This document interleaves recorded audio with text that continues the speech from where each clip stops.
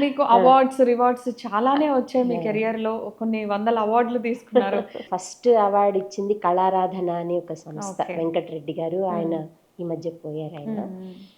అలా కాకుండా ప్రభుత్వం గుర్తించి ఇచ్చిన అవార్డ్ అయితే మటుకు నంది అవార్డ్ అండి హ్మ్. First time. హ్మ్. 2 తెలుగు రాష్ట్రాల్లోనూ మీకొచ్చింది. అది ఉమ్మడి తెలుగు రాష్ట్రాలు. అప్పటికి అచ్చా!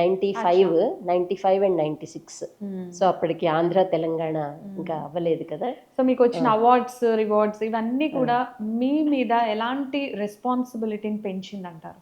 డెఫినెట్‌గా పెంచిందండి. ఎందుకంటే ఇప్పుడు మనం స్టేజ్ మీద పాడడానికెళ్తున్నాను. నంది అవార్డ్ గ్రహీత సురేఖామూర్తి అంటే మనం వెళ్ళి సరిగ్గా పాడకపోతే బావుండదు కదా! Definitely big responsibility. Correct. So, అంటే ఎప్పటికప్పుడు అది ఒక సర్కస్సే. పాట 3 నిమిషాలే. వినిపించేది 3 నిమిషాలో, 4 నిమిషాలో.